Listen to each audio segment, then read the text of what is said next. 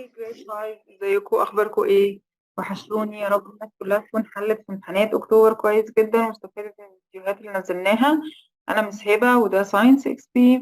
ان شاء الله هنكمل مع بعض سلسله الفيديوهات اللي بنعملها عن شرح منهج جريد 5 وكل الجريدز من 4 ل 9، وبنقسم الفيديوهات في شكل جزء صغير على حسب بنجمع فيه أكبر قدر نقدر من المعلومات المهمة اللي هتتسأل فيها من غير رغي ولا تطويل ولا اكتيفيتيز ولا كل الرغي الكتير اللي في الكتب الخارجية. كمان بخطط معاكم الكتاب عشان كأنك بتذاكر بالظبط، وتقدر تعرف كده ايه هتحفظ ايه وهتسيب ايه. يلا نبدأ، مش هطول عليك. النهاردة ان شاء الله هنبدأ في منهج شهر نوفمبر اللي هو من أول كونسبت 3. تعالى بقى مع بعض كده نفكر أو نذاكر مع بعض منهج كونسبت 3. أنا هنا بشرح من كتاب بني، فاللي معاه الكتاب ممكن يفتحوا معايا كونسبت 3 اكتيفيتي 1. طبعا هنكمل كلامنا عن أواخر كونسبت 2 لما اتكلمنا عن الإيكو سيستم وإزاي بيتأثر وإزاي في living organisms، في food chains، وفي food web.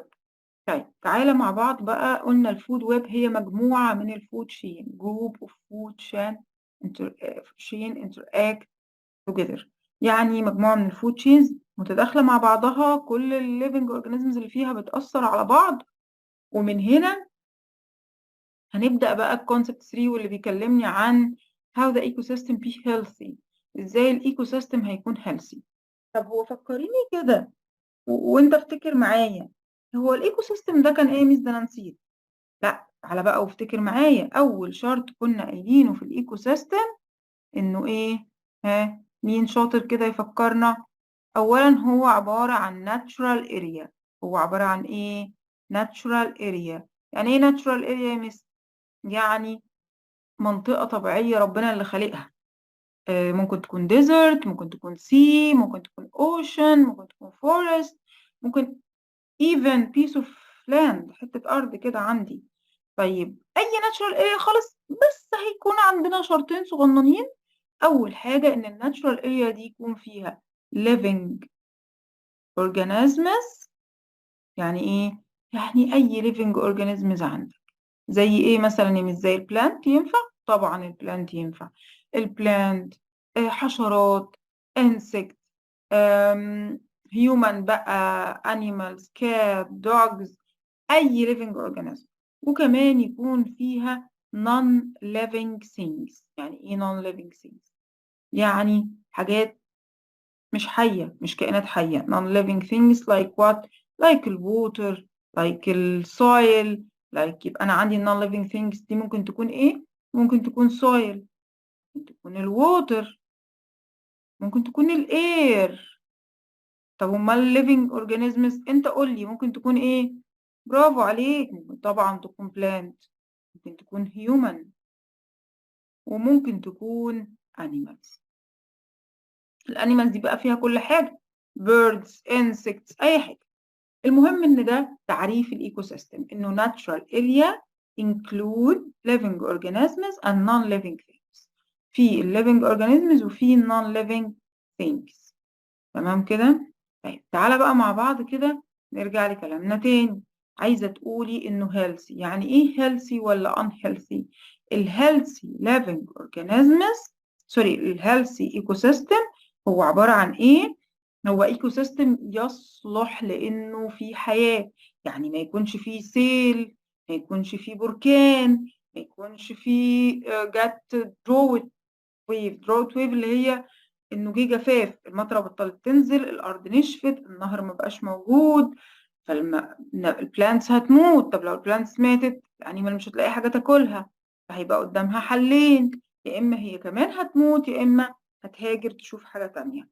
طيب تعالى بالراحه كده نعرف all living things will be affected. for example لو حصل فعلا اي موجة drought or floods or volcano or any change، هيتأثروا ال living organisms وال non living things ولا لأ؟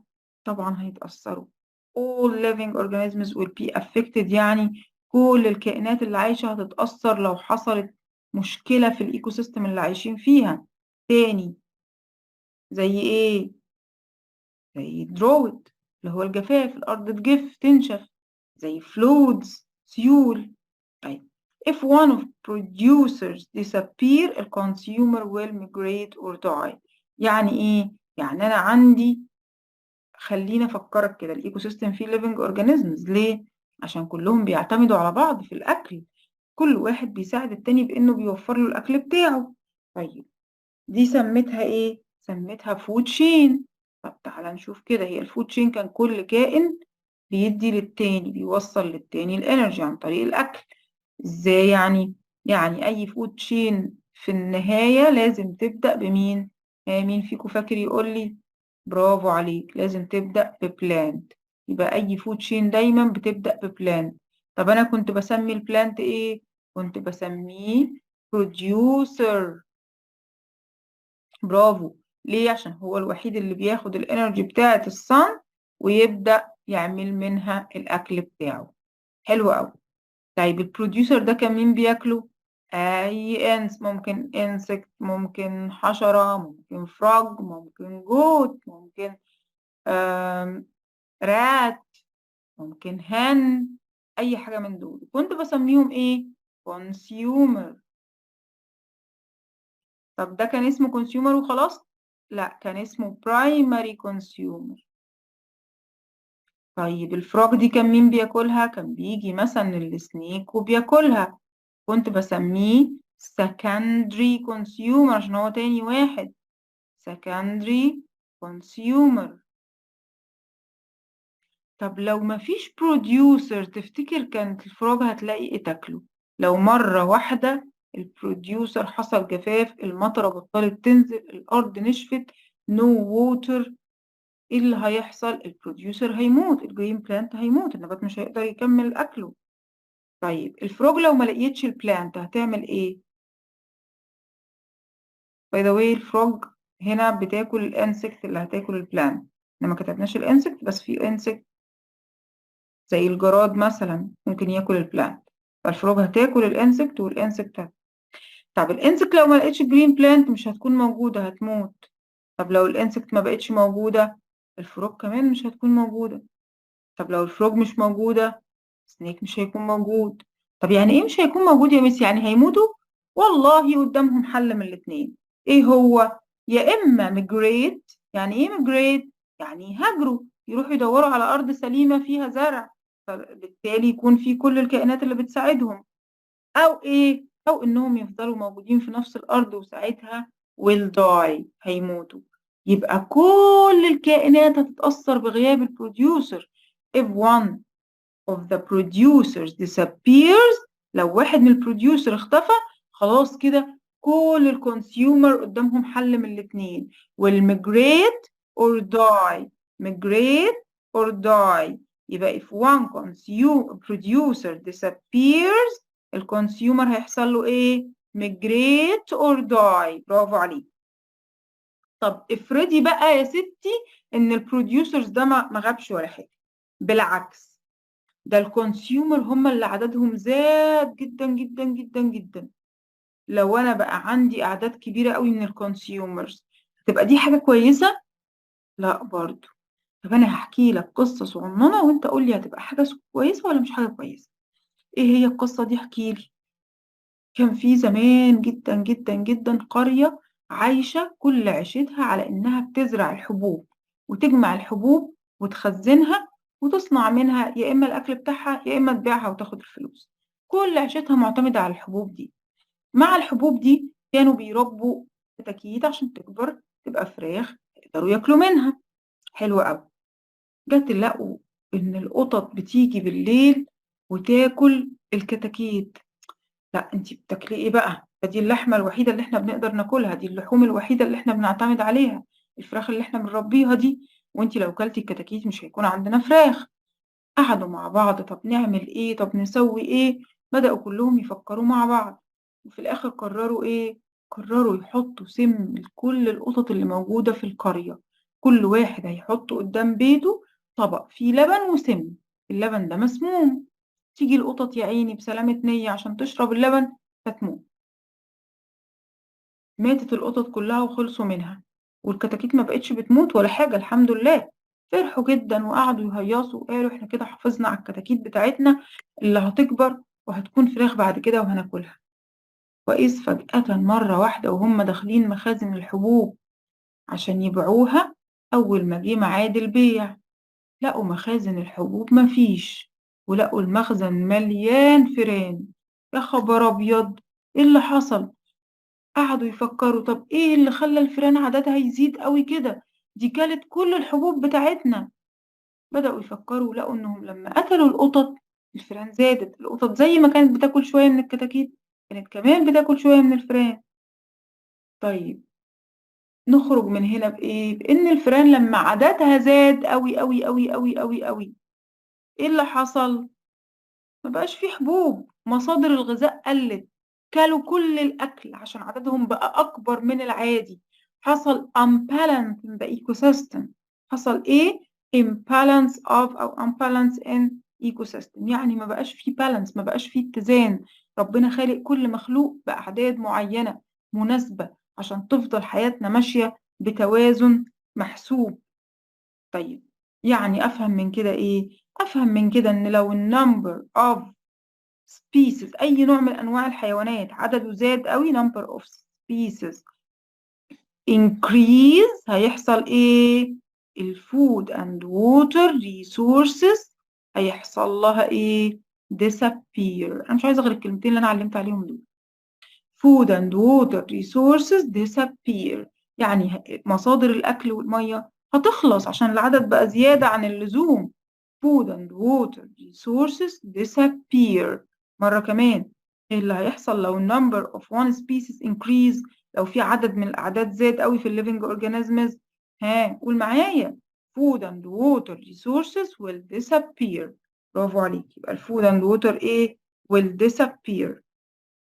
طيب بعد كده بدأ يقول لي طيب ازاي اقدر احمي المارين ايكو سيستم؟ اشمعنى المارين ايكو سيستم؟ ويعني ايه اصلا مارين ايكو سيستم؟ المارين ايكو سيستم هي الايكو سيستمز اللي فيها ووتر، زي الريفر النهر، او السي البحر، او الاوشن المحيط. يبقى الاوشن او الريفر او السي بسميها مارين ايكو سيستم. بسميها ايه؟ مارين ايكو سيستم. ازاي بقى اقدر احميها؟ ازاي هعمل لها protecting؟ يبقى protecting of marine ecosystem. ازاي هقدر اعمل كده؟ قال لي طب هو ايه اللي بوظها الاول؟ مش تحكي لي ايه مشكلة يعني في البحر؟ ايه المشكلة في النهر؟ هو ايه اللي بوظها اصلا؟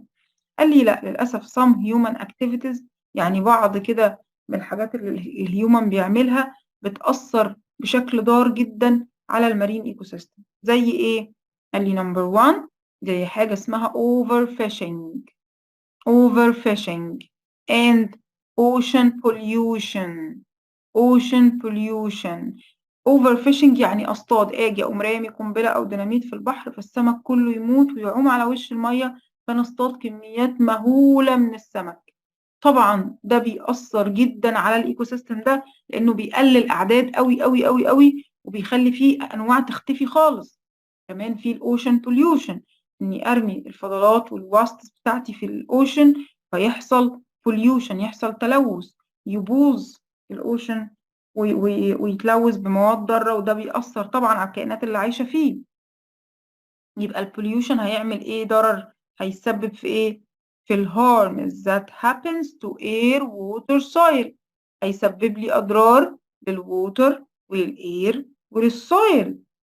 تمام كده؟ طب هو لو الاير والووتر والسويل اصبح فيهم مشاكل، هل ساعتها هيتضر الكائنات، يعني الكائنات اللي عايشه فيها الليفنج اورجانيزمز اللي موجوده؟ طبعا هتتضر، طبعا هيحصل هارم للليفنج اورجانيزم. طيب تعالى بقى نشوف ازاي هنقدر نحمي المارين اورجانيزم، المارين ايكو سيستم، وهنحافظ عليها. تمام؟ تعالوا كده مع بعض نبدأ نعرف ايه هي الاساليب اللي هنستخدمها to protect marine ecosystem. to protect marine ecosystem. طيب عشان نبدأ نحمي الايكو سيستم بتاعنا، هناخد مثال الأول.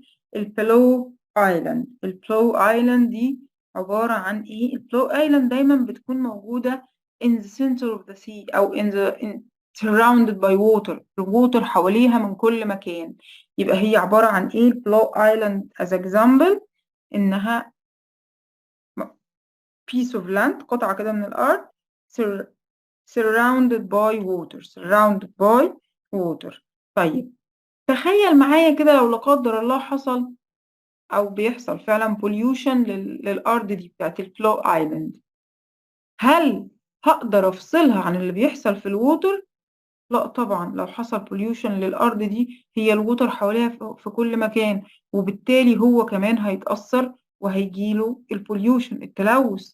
يبقى انا بالنسبة للبلو ايلاند it's impossible، مستحيل to separate what happens on land from what happens in marine. It's impossible to separate what happens on land from what happens in marine. مستحيل هفصل اللي بيحصل على الأرض من اللي بيحصل في الووتر. طب عشان أقدر أحافظ على الووتر في حاجة زي البلو ايلاند، أنا لازم أحافظ على اللاند كمان. طب ليه؟ عشان الايلاند دي surrounded by water. الارض دي surrounded by water، وبالتالي اي pollution هيحصل موجود على اللاند دي هيتأثر وهيتنقل للووتر على طول. طيب البلو ايلاند uses ايه؟ عشان اقدر احميها انا بستخدم برامج كتير جدا جدا وانظمة كتير قوي عشان اقدر اوصل لاني بحمي البلو ايلاند. طيب البلو ايلاند دي في حاجة اسمها اللاند اكتيفيتيز. يعني ايه؟ يعني ما ينفعش مثلا اروح اجمع شوية من الورق واحرقهم على الارض بتاعت البلو ايلاند واقول ما هو مش هيوصل للوتر، انا يا دوبك بحرق بس الورق فوق الارض. طب ما هو هيجي شوية هوا يطيروا البواقي دي وتروح للوتر. طب ما هو بعد كده الووتر ده هيتأثر والليفنج اورجانيزمز اللي عايشين فيها هيتأثروا. طب هعمل ايه؟ اول حاجة قال لي البلو manage land activity to control quality of marine environment. لازم يتحكموا في اللي بيحصل على الارض. manage land activity يعني ما ينفعش اروح اعمل اي activity على الارض بتاعت البلو لايلاند من غير ما اتوقع ان الووتر هيتأثر. يبقى أول حاجة هعملها إيه؟ دي how to protect Blue Island. how to protect marine ecosystem. إزاي؟ 3 حاجات. أول حاجة manage land activities. بس كده؟ manage land activities. طب ليه بعمل كده؟ عشان أكونترول الكواليتي اوف marine environment، عشان أتحكم في نظافة الووتر، المارين، الإيكو سيستم اللي هو البحر اللي حوالين الآيلاند دي. طيب تاني حاجة كمان protect marine. البلو also need well designed. لازم يبقى عندي تصميمات مهمة جدا أقدر أحافظ بيها وأنظمة في دماغي عشان أقدر أحافظ على البروتكت سوري المارين environment دي، وأحط بقى قوانين وأحط قواعد وأوعي الناس. طب كمان البلو work with fishers. هنعمل اجتماع مع الصيادين ونفهمهم إنهم ما يعملوش overfishing. not overfishing، ما يصطادوش أكتر من اللازم عشان ما يموتوش الكائنات اللي عايشة في المارين انفايرومنت دي. كمان الكورال ريفز ريجن، ما نصطادش اكتر من اللازم في منطقة فيها شعاب مرجانية، لان دي منطقة تعتبر مهمة جدا، فيها كائنات كتير، فيها living organisms كتير، في نفس الوقت نادرة ومش موجودة. يبقى هعمل ايه؟ اول حاجة manage land activities. هبدأ اتحكم في اللي بيحصل على الارض، زي ان ما ينفعش احرق حاجة، ما ينفعش نرمي اي wastes فضلات في الووتر، دي اسمها manage land activities. تاني حاجة كمان هعمل design أنظمة عشان أقدر أحمي وأتفق مع الناس عليها وأعمل قواعد، اللي هيكسر النظام هيتعاقب. تالت حاجة هعمل كمان اجتماع كده وهتفق مع الفيشرز الصيادين ايه على ايه؟ انهم not overfishing in coral reefs regions. يعني ما ينفعش يصطادوا في منطقة الشعاب المرجانية واللي بتبقى مناطق نادرة جدا. تمام. طيب بعد كده بيقول لي بقى لو ايه اللي حصل هيبقى الوضع ازاي؟ ايه اللي بتقوليه ده؟ يعني مثلا لو جيت قلت لك انه في gentle rains in the desert، لو نزلت الأمطار بشكل جيد جدا أو بسيط في الصحراء بشكل معقول، ما هوش قوي جدا جدا جدا يبقى كأن سيول غرقت الدنيا ودمرت الكائنات، لا هو جنتل رين. يعني ايه جنتل رين؟ يعني بقدر معقول. دي هتبقى حاجة كويسة جدا، والزرع هيكبر والكائنات هتعيش وهتلاقي حاجة تاكلها. يبقى الجنتل رينز بتعمل ايه؟ help producer to grow. producer اللي هو البلانت زي ما احنا متفقين. help producers to grow. تاني حاجة ان الديزرت ايكو سيستم get better. تبدأ الايكو سيستم ده يبقى افضل. get better. الايكو سيستم بتاع الديزرت هيبقى افضل. طب تاني حاجة ان لو حصل heavy rains. يعني ايه heavy rains؟ يعني المطرة نزلت بشكل شديد جدا جدا وبدأت تغرق الدنيا. في الحالة دي البروديوسر not grow. it will die. it will damage. يبقى الهيفي رين بتعمل ايه؟ تعمل فلودز، سيول. عارف السيول؟ تيجي المية تغرق الدنيا. ساعتها الديزرت ايكو سيستم get damaged. يعني هيتدمر تماما. الديزرت ايكو سيستم will damage او get damaged. طيب لو حصل دروت، احنا اتفقنا في اول سيشن دروت يعني الجفاف. المطره ما نزلتش خالص، ولا هيفي ولا جنتل. ما بقاش فيه مطره، وفي نفس الوقت النهر بدأ يجف بعد شويه وما بقاش فيه ميه في الصحراء خالص. ايه اللي هيحصل؟ اول حاجه all grasses will die. كل الزرع الموجود في المنطقه دي هيموت. تاني حاجه living organisms that depend on برضو هتموت will die. طب وبعدين الفود ويب is harmed. هتبدأ الفود ويب تتأثر جدا ويحصل فيها مشاكل كتيرة، لأن في absence of some living organisms. بعض living organisms هتموت، مش هتكون موجودة. طيب بعد كده there are many top predator in food web. كل التوب predator يعني المفترسين الكبار اللي كانوا بياكلوا وكانوا موجودين في التوب بتاعة الفود ويب هيبدأوا يدوروا على بريز ومش هيلاقوا. طب هيحصل ايه؟ هيبدأوا ياكلوا أي living organism قدامهم. ال predators will eat all other living organisms. وبالتالي الفود ويب will get harm. الفود ويب اللي احنا متفقين عليها، الشبكة اللي مليانة living organisms دي هتتأثر وهيغيب منها living organisms كتير، وده هيأثر على الايكو سيستم بشكل سيء جدا. طيب انا هقف لحد هنا. هنذاكر الجزء ده واتمنى ان احنا نحل عليه كويس. هحل معاك شوية اسئلة صغيرين كده، وهرجع تاني لشرح الجزء الباقي بجزء جديد. طيب ايه هو؟ تعالى يلا حل معايا كده. اول واحد بيقول لك the desert that exposed to a considered a healthy ecosystem. اول حاجة exposed to drought condition ولا gentle rains ولا heavy rains ولا high temperature. عشان تبقى healthy لازم يكون نزل فيها gentle rains. الأمطار البسيطة دي هي اللي بتحافظ على الإيكو سيستم وبتخلي كل حاجة تبقى معقولة. الزرع يكبر والكائنات تاكله والدنيا تبقى تمام. طيب if the grass is removed from an ecosystem. لو الجريس اتشال خالص من الإيكو سيستم ساعتها هيحصل إيه؟ إيه هو اللي will die first؟ طبعا أول حاجة بتاكل الجريس اللي هو البرايمري كونسيومر. برايمري كونسيومر يعني أول كائن هياكل البلانت هيموت لأنه مش هيلاقي زرع ياكله. طيب when a predator feed on a prey. لو البريديتور feed on prey هيحصل إيه؟ لو البريديتور feed on prey انت قول لي هيحصل ايه؟ water is transferred between them. blood, motion, energy. لا طبعا الانرجي هي اللي transferred between them زي ما احنا واخدين. طيب increasing number of predators causes decreasing in number of. لو البريديتورز زادوا، لو المفترسين زادوا قوي هيحصل ايه لعدد؟ مين هم اللي هيتأثروا؟ البروديوسر ولا البريز ولا الأذر بريديتورز ولا الديكومبوزرز؟ طبعا النمبر اوف بريز هم اللي هيتأثروا وهيقلوا جدا لأن البريديتورز هتاكلهم. طيب الهيومن activities and pollution in A impact the marine ecosystem quickly.